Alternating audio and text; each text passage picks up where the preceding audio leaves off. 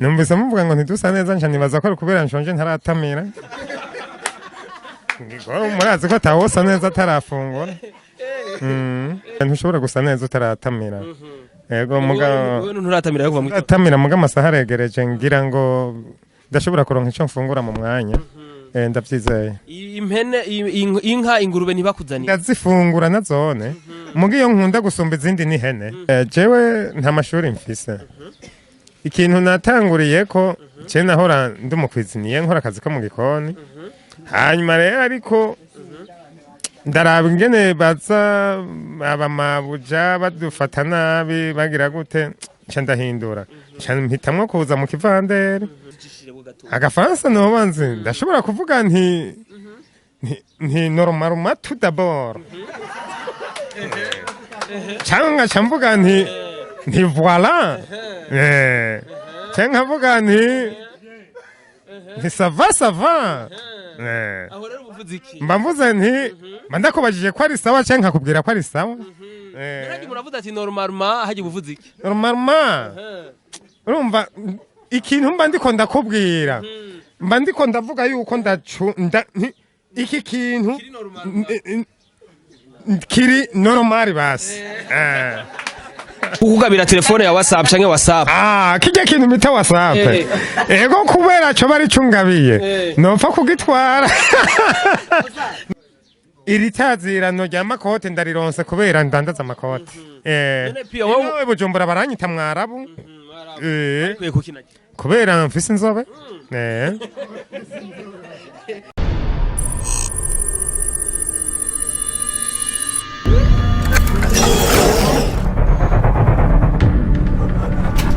Bonjour mesdames et messieurs, les fans de music industry, this is Nosel TV, the one of the best channel for this industry abidi. Kuri micro kumwe na Benny behind the camera ni Arkeni. Yes, nk'uko tumaze bikora reka tubanze dukengurikira Imana. Hamadusura dukengurira mu bakunzi ba Nosel TV. Hamuno musi rabwiye yuko ndiko ndagerageza kuvugana n'abantu bose basanzwe bikorera akazi kabo kamisi yose. Uno musi ndiko na Mutama ngaha yitandariza udugoti twiwe Mutama amahoro. Amahoro neza. Biraza neza. Ego. Yes, mbeka jya kwita gute Mutama? Je nitwa Pio. Atazira makoti.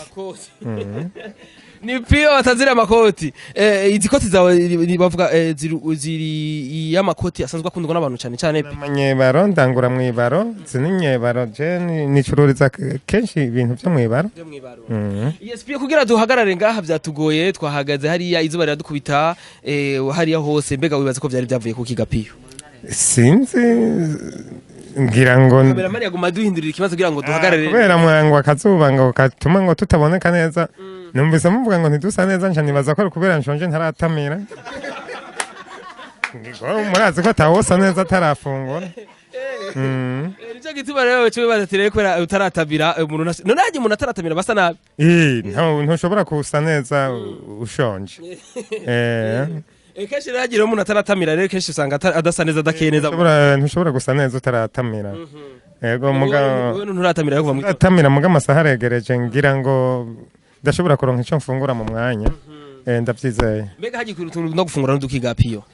jewe ndashobora je imfungurwa nka zose ndazishoboye ego vraiment imfungurwa zose je ziracankundiye nta mfungurwa zaha mu Burundi ntashoboye jewe ego ariko izubukunda cyane gusumba izindi Pio ego je ndakunda gufungura imfungurwa yitwa igitoke, ndakunda imfungurwa y'umuceri, ndakunda imfungurwa y'umwumbati. Izo nizo mfungurwa nkunda gusumba izindi. Mu nyama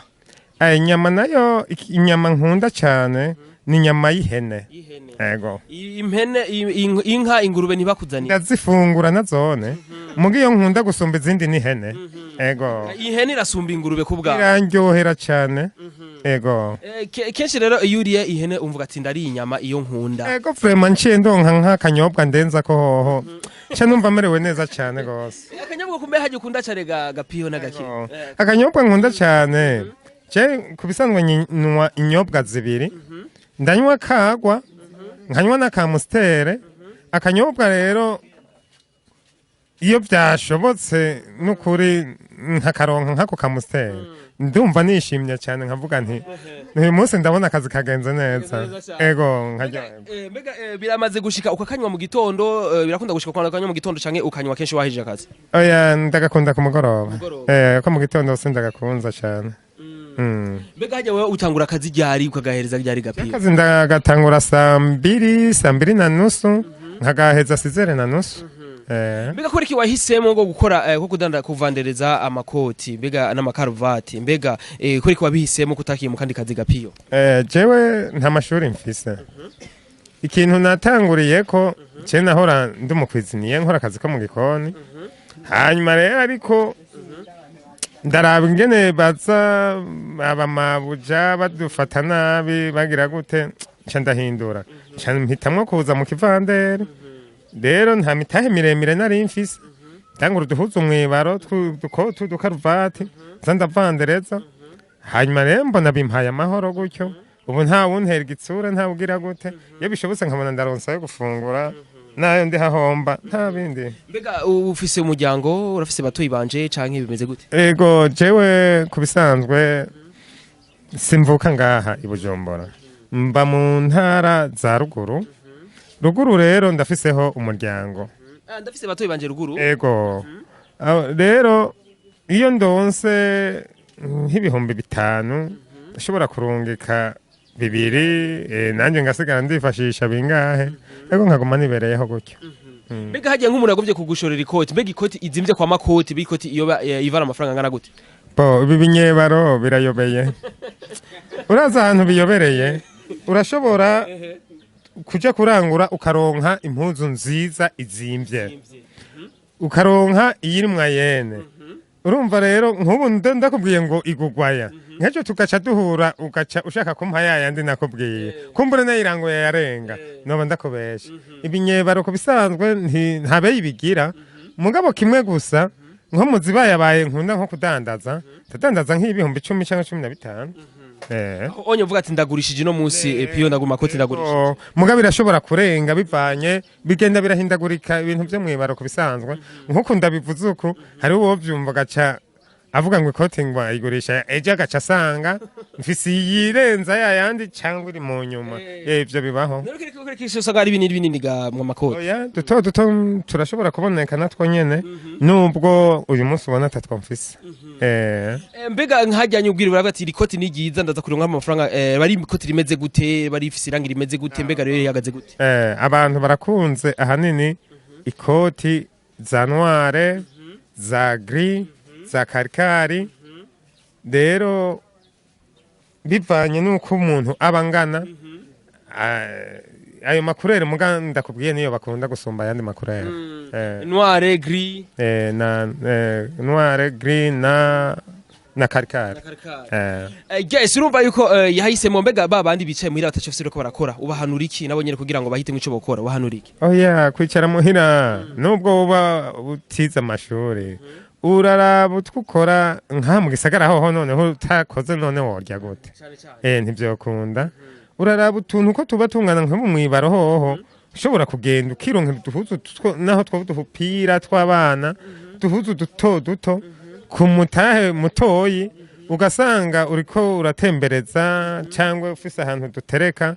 ugaca usanga amafaranga yo kurya vrema arabonetse mugapana kwicara wicaye hoho urumva inzara yaca ikwica cyangwa ntoronka n'icyo ugaburira abana yes uno munsi uriko urakurikira niyo Cell TV muri kumwe kumbere n'abantu barundi bari ngaha cyangwa n'abarundi bari mu mahanga benshi bakunze kuza nko mu kwezi kw'indwi mu kwa gatanu mu kwa gatandatu kenshi dufate nk'uno munsi barabonye ikoti ryawe banoze piyo akunze kugira gunzi z'amakoti mbega nk'umuntu bayifuza kuronka kandi piyo kugira ngo baze subirandi bakuronke adresse yawe cyangwa nimba ufite nimero telefone mbega umuntu yo kuronka gutega piyo yego ndayifise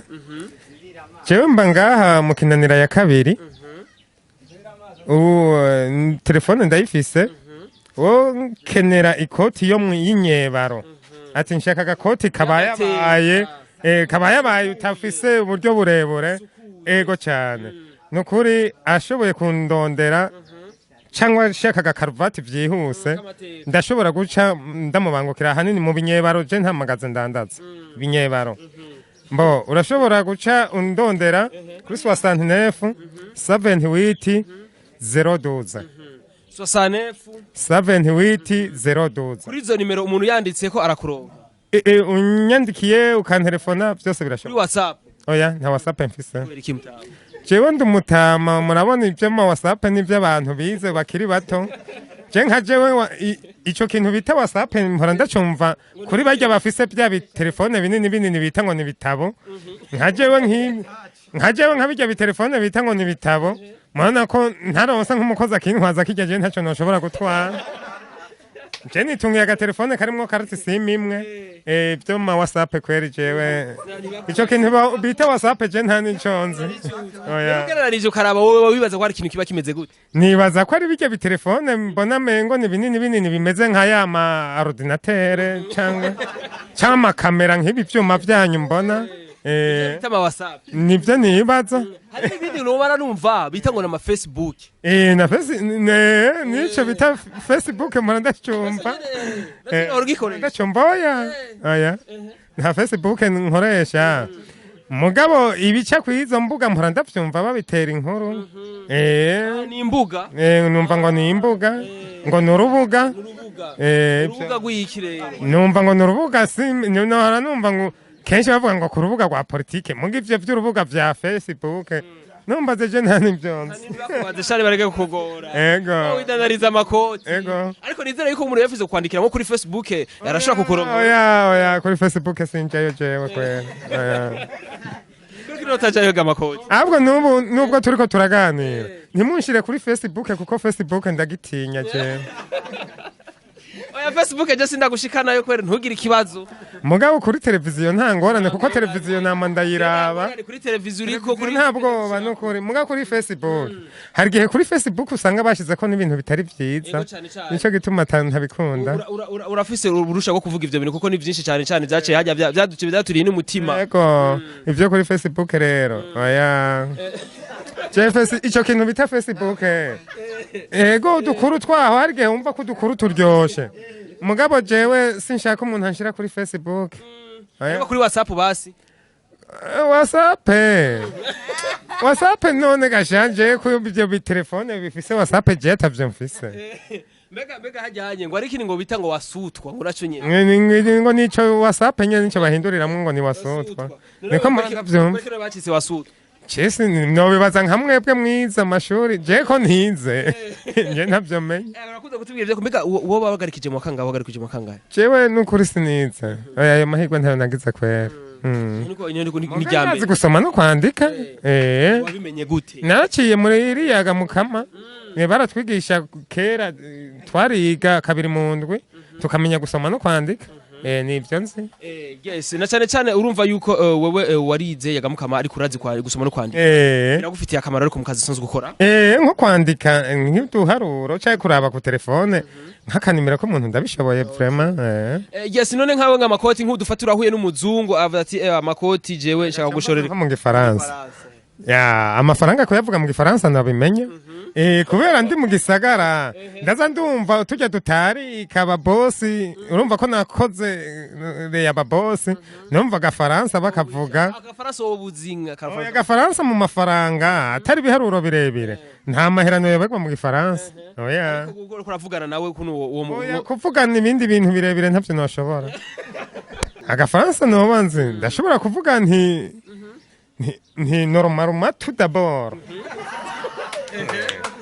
cyangwa camvuga nti voilà cyangwa mvuga nti ça va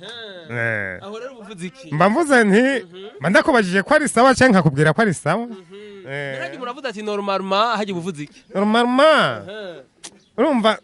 ikintu mba ndiko ndakubwira mba ndiko ndavuga yuko iki kintu kiri normal basi mbega hajya ari umuntu twigeze kuvugana w'umukurambere atambwira ati ngo kera ngo mwebwe nk'abantu nk'abawe mukira abasore ngo ari ku mwambara mwaca mushira ifunguruzo ngaha ivyo naje nabigize ego twari dufise twarahiga imfunguruzo nyinshi hariho ikintu umengo ni gisheni c'igiplastike twazishirako tugaca tugobeka ku kigombo c'ipantaro tugaca tuvunira ino mu mufuko urimwo ingodo mu gutambuka ewa awa mbere hahise kwera ubonye turiko turatambuka twashize kwizo mfunguruzo n'ingodo haco wambaye kera baca babita gute ngo mwarabaverema bavuga bati ijya misoro irashushe kwe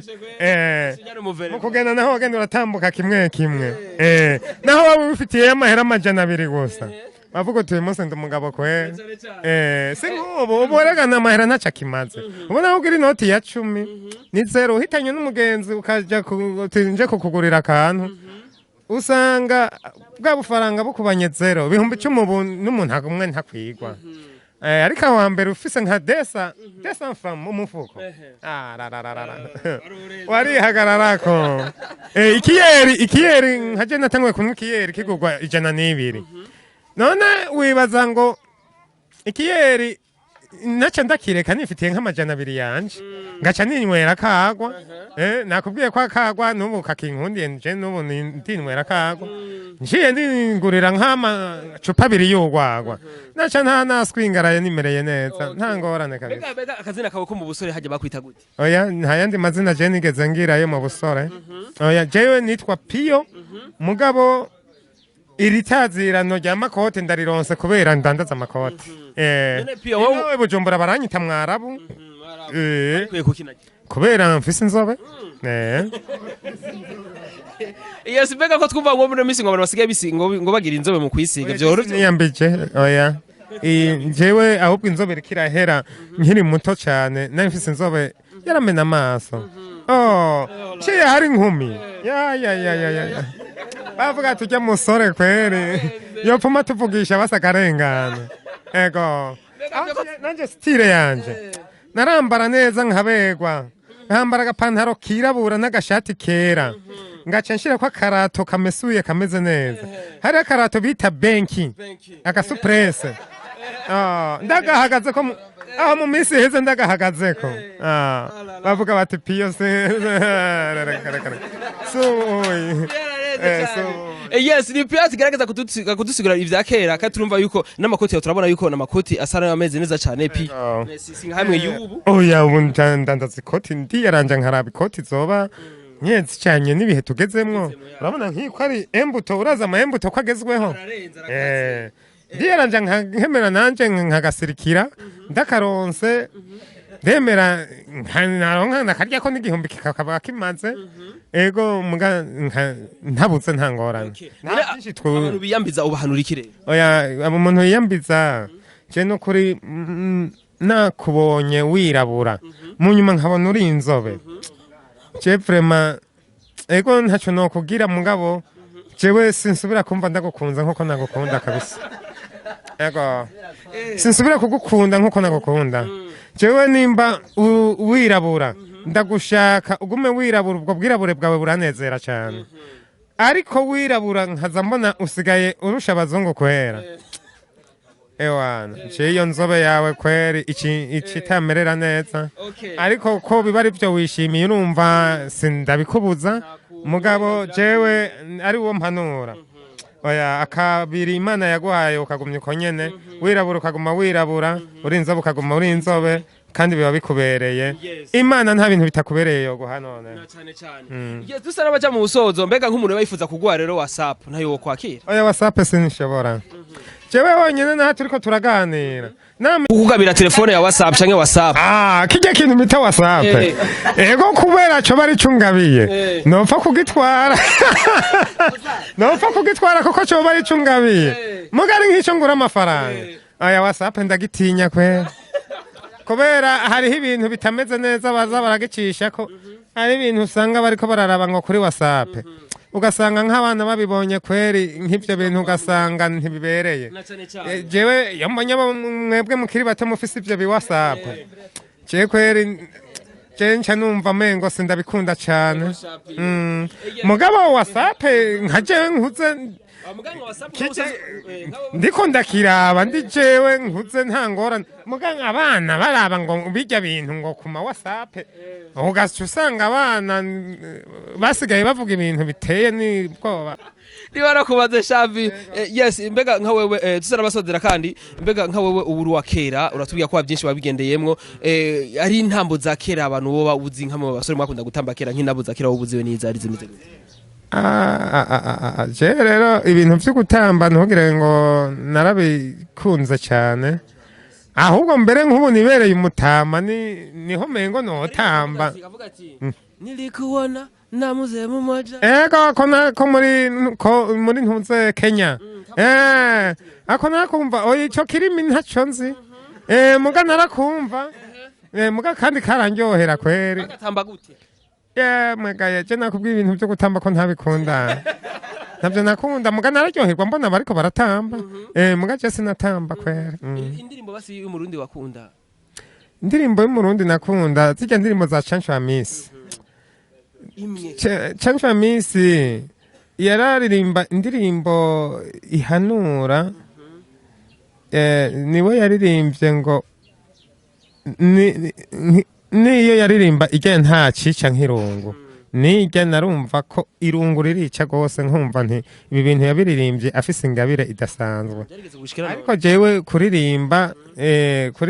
jewe nakubwiye sinakunda gutamba mugabo aririmba barandyohe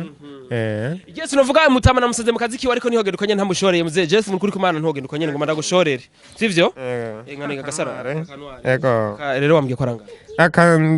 ndakagurisha ibihombe ndwe kuko ariko yari jewe basi wabaye nkabaye umugenzi wawe kamakuru aho nje ndakaguha kuri bitanu ntangorane kankurire je ndakagushorere ntangorane merci beaucoup je ndagushorera no kuri kwimana ko wanjyoheye murakoze cyane munteze imbere yego sha utera imbere nawe yego urafise bitanu none ngaho ngarure hinge ndabe mbwira badira aha abagenzi ndababona barashobora guca bayangurana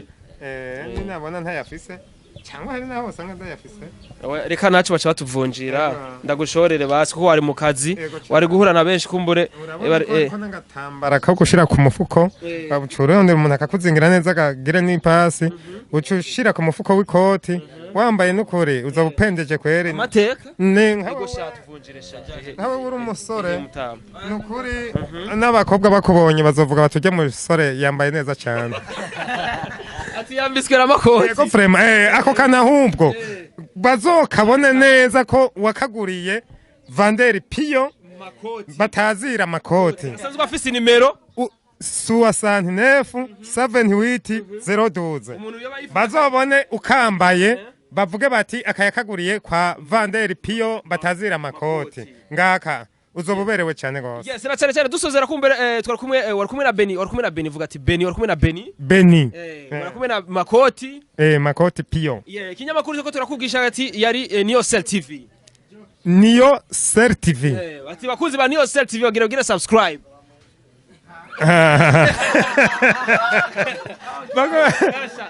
bakunzi ba Neo Cell TV bakunzi ba Neo Cell TV bakunzi ba Neo Cell TV bakunzi ba turasubiramwo bakunzi ba Neo Cell TV bakunzi ba Neo Cell TV turabasavye mugire subscribe nakubwiye ko ntize icyo ndimi zo hanze zirangora cyane turabasavye mugire subscribe oyagerageza subscribe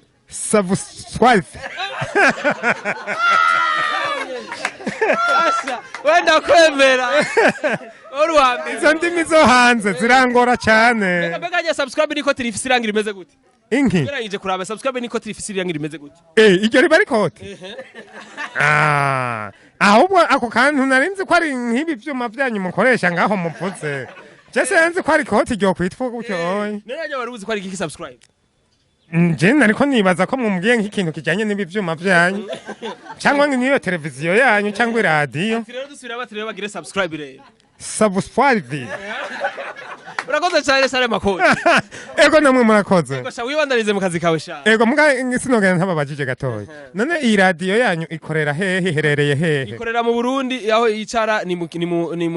anye mu Kamenge mu Kamenge ni cyaro cyayo imanukanye kuri Interbank ego mbo mu ibiganiro biremeshwa misi yose ni misi yose imaze igihe kingana iki ko ntari bwayumva imaze igihe cy'umwaka umwe muvuze ko yitwa Niyo Cell TV. Niyo Cell TV. Ati bakunzi ba Niyo Cell TV ari mu Burundi cyangwa mu mahanga tubasavye mugire subscribe. Abakunzi muri mu Burundi cyangwa hanze tubasavye mugire Swart TV. Tuzasubira inshallah barakwira mbere kuri Big Bianca Kamani R Kenny tubagira bye.